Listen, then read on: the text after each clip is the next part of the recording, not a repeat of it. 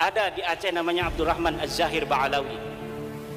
Dia seperti berani pada tahun 1800-an akhir memobilisasi masyarakat melawan Belanda.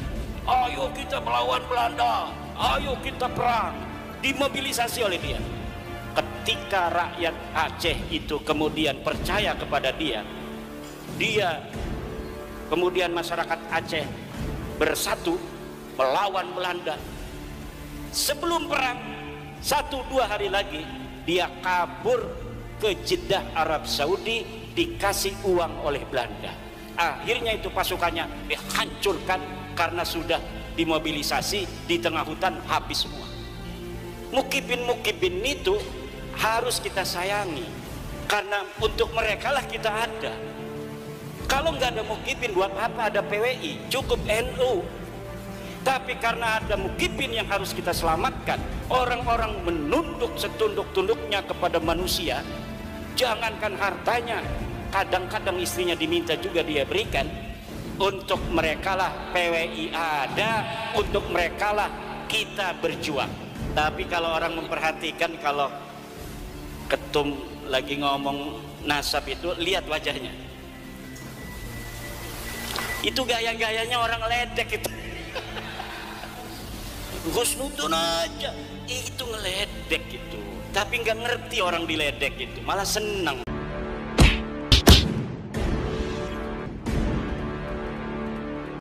Ini adalah kali ketiga ya Kiai Imanuddin Usman Al-Bantani menanggapi pernyataan Pak Rizik Syihab terkait dengan keinginannya untuk mengirim putra-putra terbaik bangsa ini ke Palestina. Dan selain itu ada satu hal yang disampaikan juga oleh Kiai Imanuddin di dalam video kali ini, di mana Kiai Imanuddin ini menegaskan bahwa kelompok Lawi ini atau para kabib ini yang rungkat nasabnya sepertinya tidak tahu kalau dirinya lagi dipermalukan.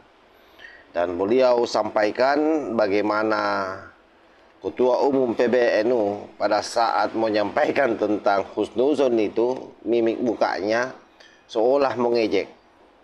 Jadi PBNU itu sebenarnya tahu bahwa mereka ini nasabnya rungkat. Makanya dalam penyampaian Ketua PBNU saat mengatakan husnuzon itu dengan nada yang mengejek, itu penegasan Kiai Imanuddin Usman Al-Bantani. Sehingga Kiai Imanuddin Usman Al-Bantani tentu saja sebagai orang yang memahami posisi itu, semakin kuat beliau kampanye, berdiskusi, menegaskan ke orang-orang bahwa nasab kelompok Lawi memang rungkat karena didukung oleh data-data yang ada. Seperti apa video lengkapnya? Ini kita langsung simak saja secara bersama-sama. Dalam cara berpikir NU dan cara berpikir PWI sama, karena PWI anaknya NU. Apa? Tawassut, la liberalian wala tekstualian. Kalau liberal ada teks, dikesampingkan teks ini untuk kemaslahatan. Kalau kita itu tekstual, kalau tidak ada di dalam teks, maka itu sudah dianggap tidak boleh, haram dan bid'ah. Maka orang tekstualis mudah membid'ahkan umat Islam. Kalau kita liberalis, kita akan jauh melenceng daripada Al-Quran dan Al-Hadis. Cara berpikir kita adalah tawassut, la liberalian wala tekstualian. Yang kedua, kita cara berpikirnya adalah tatawur, dinamis. Karena kita ini tidak tekstualis, maka kita dinamis. Bagaimana dinamisnya? Jangan-jangan nanti terlalu dinamis, nanti kita akan menjadi liberal juga. Diikat oleh satu cara berpikir yang namanya cara berpikir manhaji, bermetodologi. Cara berpikir kita ada metodenya. Dari mana? Dari Ar-Risalahnya Imam Asy-Syafi'i, kemudian dikembangkan oleh talkhisnya Imam Al-Juwaini, oleh Al-Mustasfanya Imam Al-Ghazali. oleh Ghayatul Wusul, oleh Jam'ul Jawami Imam As-Subki, oleh Tasniful Masami Sarah Jam'ul Jawami, Hasyiahnya Al-Attar, Hasyiah dari Jam'ul Jawami. Itu metode berpikir kita. Nggak mungkin orang NU itu akan menjadi liberal, nggak mungkin orang NU akan menjadi tekstualis. Kenapa? Karena dia cara berpikirnya bermetodologis. Metodenya dari siapa? Dari Imam Asy-Syafi'i melalui kitabnya Ar-Risalah, dikembangkan oleh punggawa-punggawa madhab Syafi'i seperti Al-Juwaini, Al-Ghazali, As-Subki dan lain sebagainya. Kemudian di dalam amaliyah sudah harokah, kita menggunakan arba'atu ta'in. Ada 4 T. Yang pertama adalah talayyun. Apa? Talayyun, santun. Kita di dalam berharokah, walaupun geloranya luar biasa, siap mati di medan juang tadi, tetapi harus dalam menyampaikannya talayyun. Apa talayyun? Santun. Santun tapi ngena. Terlalu santun husnudon jangan. PWI ini bedanya sedikit aja. Kalau NU sekarang ini husnudon, kalau PWI hakul yakin Ba'lawi, bukan keturunan baginda Nabi besar Muhammad sallallahu alaihi wasallam. Jadi ketika Yai Muhammad Nasir sedang pidato atas nama Surya, Rois Surya PCNU Blora, maka dia kalau ditanya, Yai gimana nasab Balawi? Anda bertanya pada saya, apakah saya sebagai Rois Surya Blora PCNU atau sebagai kesepuan PWILS? Kalau kata yang nanyanya, saya bertanya atas nama Surya PCNU. Kalau atas nama Rois Surya PCNU, maka husnudon.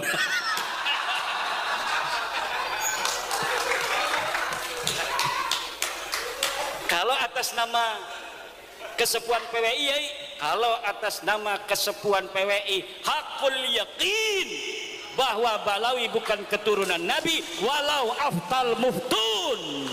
Begitu jawabnya, Yai. Insya Allah selamat dunia akhirat.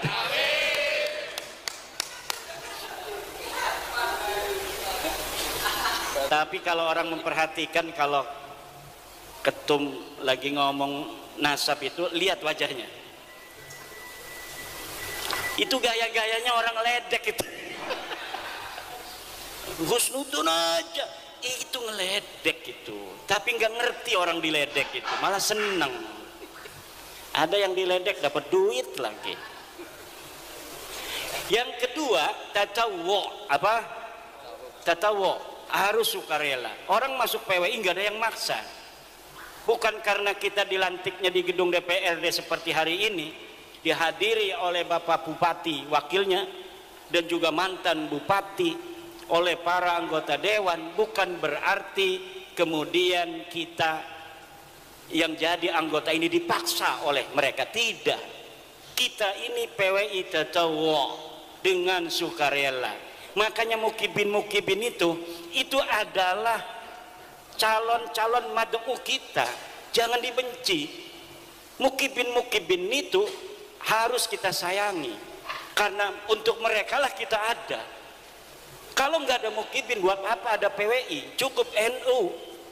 Tapi karena ada mukibin yang harus kita selamatkan, jiwa mereka, mental mereka yang terjajah, hidup mereka yang secara ilmu akidah mau ke surga aja harus ngikut-ngikut kepada orang, kepada manusia yang tidak diajarkan di dalam agama Allah.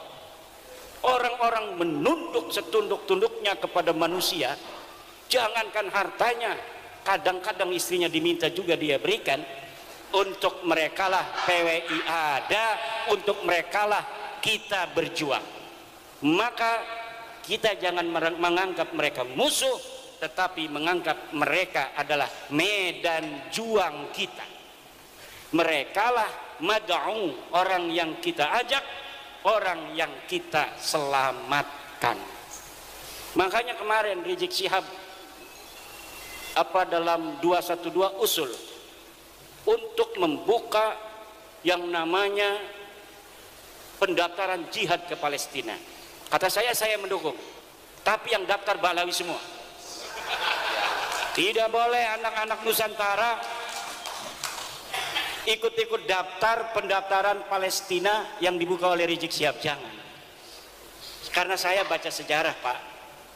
Saya baca sejarah bagaimana Ba'alawi di Hadramaut, bagaimana Ba'alawi di Indonesia. Nggak ada sejarah perang, nggak ada sejarah mereka mau berdarah-darah di dalam perjuangan menyebarkan agama Allah. Tidak ada. Ada di Aceh namanya Abdurrahman Az-Zahir Ba'alawi. Dia seperti berani pada tahun 1800-an akhir memobilisasi masyarakat melawan Belanda. Ayo kita melawan Belanda, ayo kita perang. Dimobilisasi oleh dia. Ketika rakyat Aceh itu kemudian percaya kepada dia, kemudian masyarakat Aceh bersatu melawan Belanda. Sebelum perang 1-2 hari lagi dia kabur ke Jeddah Arab Saudi, dikasih uang oleh Belanda. Akhirnya itu pasukannya dihancurkan karena sudah dimobilisasi di tengah hutan, habis semua. Ini sejarah Aceh. Sejarah di Hadramaut sama juga. Coba urut dari nama Bahar Smith atau Rizik Syihab sampai kepada Ubaidillah. Adakah yang mati syahid di jalan Allah? Tidak ada. Tidak ada yang perang. Jangan bawa-bawa setelah Ubaid. Kalau setelah Ubaid itu cucu Nabi asli. Kalau seluruh keturunan Nabi itu ya jiwanya jiwa perang, sama dengan orang Jawa. Ini kalau dibuka oleh Pak Prabowo, betul-betul dibuka, saya yakin ribuan, puluhan ribu yang akan daftar. Kenapa? Karena orang Jawa, orang Nusantara, Aceh, Maluku, Bali itu orang perang semua, bos. Leluhurnya tukang perang.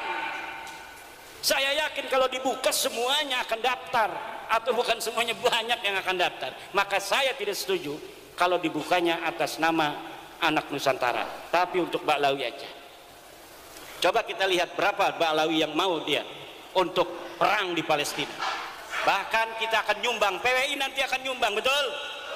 Kalau Ba'alawi siap berjihad di Palestina, kita nyumbang setiap DPD berapa? 10 juta. Ini Kiai Riyad yang ngomong.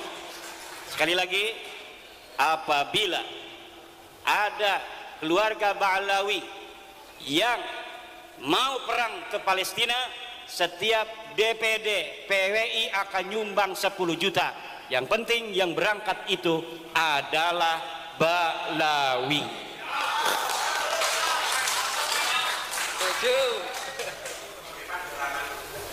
Kita lihat. Tapi kalau yang dibukanya, silakan seluruh pemuda Indonesia. Saya yakin, terutama daerah-daerah ini nih, Demak, Bintoro, Blora, Aryo Penangsang, itu kan perang kabeh. Ngerisikaken, Banten, Cirebon, Aceh, Pagaruyung dan lain sebagainya, Maluku, Papua, tukang perang kabeh. Ada yang lagi stres dia itu gara-gara kalah di DPRD, kalah bupati segala macam, pasti dia ikut ke Palestina itu. Makanya jangan Pak Prabowo, jangan dibuka. Karena apa? Kita bukan penakut, Indonesia bukan penakut, tapi kita untuk perang di luar negeri itu membutuhkan pemahaman akan geopolitik global. Yang tahu geopolitik global itu pemerintah. Pemerintah sudah mengkalkulasi penting, tidak, perlu atau tidak kita mengirim bantuan personil ke Palestina. Lah kalau tidak menghitung geopolitik, di Israel itu, di Palestina, pinggir-pinggirnya ada Iran, bos, ada Mesir, ada Irak, ada Yordan, ada Suriah, Yaman nyebrang. Tapi kenapa mereka tidak datang ke Palestina? Geopolitik global tidak memungkinkan. Lah ujuk-ujuk orang Indonesia mau datang ke Palestina, baru turun di bandara udah dibredel semua. Ini belum lagi secara syar'inya. Orang berjihad itu ada syurut, ada arkan, bos. Mata yajibul jihadu lana. Kapan jihad itu wajib? Jihad itu wajib ada 3 hal. Pertama, inda hujumil a'da, ketika musuh menyerang ke kampung kita, ketika musuh menyerang ke negara kita. Saral jihadu fardhu ainin likulli ahadin, maka perang itu wajib bagi setiap orang kampung itu. Yang kedua, indal tiqa'is saffain, ketika bertemunya 2 pasukan, kita perang di sana siap musuh. Lah ini fardu ain, kalau kabur dia itu dosa besar. Yang ketiga adalah bistinfaril imam. Kalau tidak ada istinfarul imam, digerakkan oleh Presiden Prabowo, tidak boleh. Negara kita tidak diserang, tidak ada iltiqa'us saffain, kemudian kita tidak diistinfar, tidak dikirim oleh Imam Prabowo. Lalu kita di sana atas nama apa? Atas nama pribadi. Senjatanya punya senjata apa? Parang, keris dari Blora, mau menghadapi rudal nuklir. Ini kan kerisnya bukan sembarang keris. Mana ya itu yang tukang suwuk? Paling kita orang pakai suwuk, jimat al-aufaq KB. Ada kalau PWI itu nggak usah ditulis-tulis, kitabnya aja beli katanya di toko kitab al-aufaq dibawa-bawa di tas. Saya pernah begitu, itu ada teman saya, ada paman saya ini sakit di Bandung. Itu karena PWI ya, namanya otaknya itu otak santri. Dia langsung bawa kitab Asy-Syifa, yang di dalamnya itu kan ada macam-macam itu obat-obat pengobatan. Ditaruh, takut kesambet gitu. Dasar kita sih bukannya istrinya dokter, tapi dianya begitu kayak dukun. Bukannya diobatin pakai obat, ini malah bawa kitab, wapaknya itu ditaruh di dadanya. Masya Allah, dasar santri. Nah ini kita sekarang ini menghadapi perang yang asimetris. Perang asimetris ini ada taktik tersendiri, bos. Serahkan pada negara. Nanti negara, Pak Prabowo beserta kabinetnya yang memikirkan, kalau misalnya kita mau membantu Palestina, dengan cara apa yang bermanfaat? Kalau dengan personil, apakah ini akan menyelesaikan masalah? Coba contoh PBNU. PBNU itu cerdas.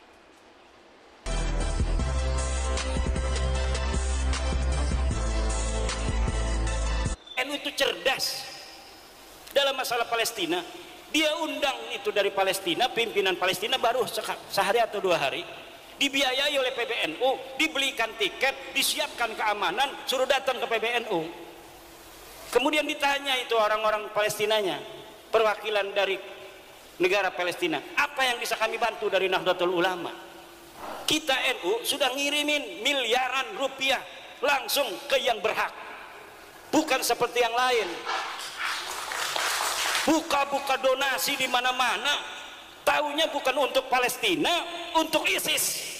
Seperti ACT itu, ACT 2000 berapa itu telah terbukti bahwa dana-dana yang katanya untuk Palestina, dana-dana yang katanya untuk kemanusiaan, ternyata dikirimkan untuk ISIS, organisasi teroris yang mengacak-ngacak saudara Islam kita, yang mengadu domba antara Sunni dan Syiah yang ada di Syria. ISIS hancur diganti oleh Jabhatun Nusrah itu di Suriah. Jabhatun Nusrah hilang sekarang baru 2 hari. Yang namanya apa? Tahrirus Syam, HTS, Hizbut Tahriris Syam, Partai Pembebasan Syam. Sama aja ini ISIS ini. Dia ini cucunya ISIS. ISIS punya anak Jabhatun Nusrah. Jabhatun Nusrah punya anak sekarang adalah HTS, Hizbut Tahriris Syam. Dia rebut itu istananya Bashar al-Assad. Kenapa? Karena politik global pada Arab Spring 2011-an itu tidak berhasil mendongkel kekuasaan Bashar al-Assad. Seperti Irak dihancurkan Saddam Hussein, kemudian Husni Mubarak, kemudian di Libya Muammar Gaddafi dihancurkan oleh kekuatan global. Tapi Bashar al-Assad kekeh, kuat dan kokoh. Kenapa? Dia seorang sayyid, dia keturunan dari baginda Nabi besar Muhammad sallallahu alaihi wasallam. Bashar al-Assad difitnah, dia adanya itu asyhadu an la ilaha illa ali segala macam, na'udzubillah dan lain sebagainya. Ini geopolitik global, nggak paham kita, maka bantuan yang katanya untuk jihad, untuk kemanusiaan, ternyata masuknya ke organisasi teroris. Kalau NU ini Bapak ngasih Lajisnu, Bapak ngasih NU Care, itu langsung NU-nya datang pertama ke Al-Azhar. Setelah di Al-Azhar, bagaimana caranya kami bisa masuk ke Palestina? Jadi tidak asal berikan kepada orang, karena banyak orang yang sekarang ini mereka itu atas nama Palestina fundraising, mengumpulkan dana umat, dana masyarakat, tapi tidak sampai kepada saudara-saudara muslim kita di Palestina, sampainya kepada teroris, sebagian lagi sampai kepada istri-istri simpanan. Ini kenapa tepuk tangan begitu? Punya ya? Nah, makanya PWI ini siap-siap, takut Bapak Prabowo secara hitung-hitungan geopolitik, karena tentara nasional Indonesia terbatas jumlahnya, ada 1 juta, sedangkan saya sebagai presiden berkeinginan membela saudara-saudara saya di Palestina, maka bangsa Indonesia 100.000 akan kami kirim untuk berperang di Palestina. Siapa yang mau daftar baru boleh. Yakinlah Kabalawi. Oke, kita sudah dengar ya seperti apa pernyataan Kiai Imanuddin Usman kali ini. Memang betul-betul sangat mencerahkan, dan ternyata memang Kiai Imad ini sangat serius menanggapi terkait soal rizik sihab itu. Jadi kalau ada anak-anak Kelambak Lawi katanya yang mendaftar, insya Allah PWI LSI siap menyumbangkan 10 juta per cabangnya untuk keberangkatan daripada anak-anak Kelambak Lawi ke Palestina. Tetapi hal yang jauh lebih penting sahabat, bahwa Kiai Imad kembali meneguhkan dalam pertemuan ini bahwa memang nasab Kelambak Lawi ini sudah tidak tertolong lagi. Keyakinannya seandainya ada di atas 100%, ya di atas 100%. Karena itu apapun yang terjadi ke depan ini, memang sahabat-sahabat kita dari Kelambak Lawi harus merubah diri, merubah posisi. Tidak boleh lagi dawir, keilmuannya harus ditingkatkan. Karena itu juga yang menjadi problem. Sudah keilmuannya dangkal, cucu Nabi, lalu mendoktrin-doktrin penyesatan dan melakukan klaim-klaim terhadap banyak hal ya di Indonesia. Jadi mulai klaim wilayah, klaim terhadap makam, klaim sila-sila leluhur kita, banyaklah yang mereka lakukan yang memang pada prinsipnya itu sangat merusak bangsa kita. Demikian, wallahul muwaffiq ila aqwamit thariq. Wassalamualaikum warahmatullahi wabarakatuh.